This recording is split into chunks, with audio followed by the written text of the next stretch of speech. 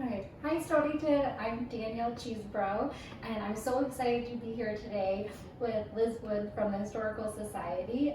And so Liz, could you tell us a little bit about the Historical Society just to start? Sure. The Historical Society was founded in 1895. It was a group of local residents who were interested in history and who gathered several times a year to share their papers and their genealogy and things. It really sort of got some traction on the centennial of the Battle of Stonington. So that was a huge celebration in town, days of parades, like 3 or 4 days of parades, and people started to bring their artifacts out that sort of commemorated that Battle of Stonington. So the Historical Society started gathering them, and then they needed a place to put them. So we have several properties in town. 2 of them are open to the public. One is the Captain Nathaniel Palmer House. There's actually 3 open to the public, I'm sorry. The Richard Woolworth Library, and then the old Lighthouse Museum.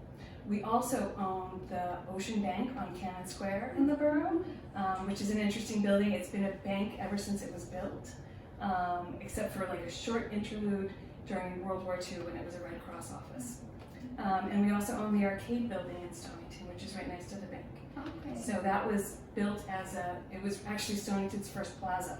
It was built as a retail shopping center, and it had 3 retail establishments, and the merchants could live upstairs. So that's nice, right? Original mixed-use zoning. Yep. That's wonderful. And then since we're in the lighthouse, could you tell us a little bit about the history of the lighthouse and also maybe some of its future plans? Sure. So this lighthouse was built in 1840. This lighthouse replaced an earlier lighthouse that was built closer to Stonington Point. That lighthouse was just a tower and then a separate keeper's quarters. The first lighthouse keeper was William Potter. He lived there with his wife and an ever-growing family of children.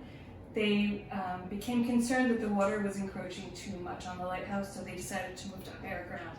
And they built this building, which is, I believe, maybe one of the first lighthouses that incorporates a tower as well as living quarters. So at one point, the Potters lived here with as many as 8 children. So when William Potter died, his wife Patty took over as lighthouse keeper.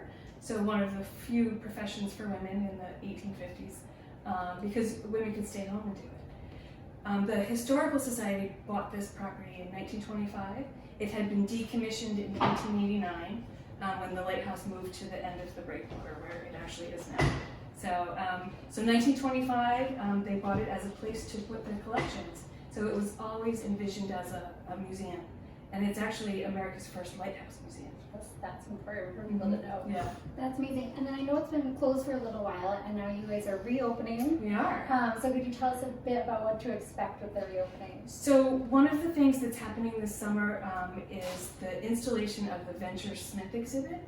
It's an exhibit that has been funded by the state of Connecticut. It actually will be in this room. Just noticed. Yeah. Well, this is a temporary installment. So that exhibit will happen sometime in mid-June. So we're excited about that. We are also installing some temporary exhibits in the museum. Will include Rolling McKenna photographs, and we'll always include Battle of Stonington exhibits as well. So we're excited to open the museum. We open May 15th. That is so exciting. We might be back because we've been wanting to do a little background on Venture Smith. Oh, great stories. Yeah. Oh, absolutely. That's great you guys are doing that. And then I know you guys had exciting news that you recently announced for Stonington residents. If you want to just share in case anybody doesn't know. So this season, we are opening the lighthouse to all residents of Stonington for free. We feel strongly that this is their property, their museum. We're just taking care of it, and we want to share it with everyone. It is astounding the people we meet that have never been here. So we want to remove all the barriers and just make it accessible for anyone and everyone. So that is so appreciated by so many.